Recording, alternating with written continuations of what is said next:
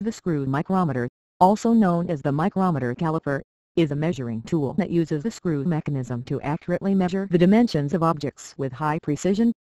It was first developed by the French mathematician and instrument maker Jean-Laurent Palmer in the early 19th century, and since then, it has become an essential tool in many fields, such as engineering, manufacturing, and science.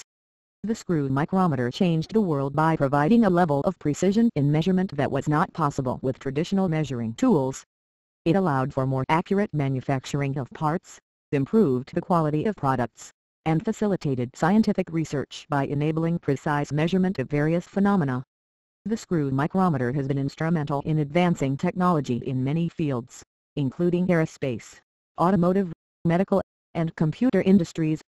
To improve the screw micrometer, there have been advancements in its design and functionality.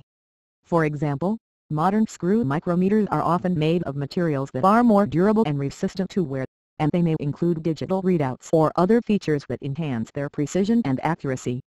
Additionally, there have been efforts to improve the ease of use of screw micrometers and make them more accessible to a wider range of users.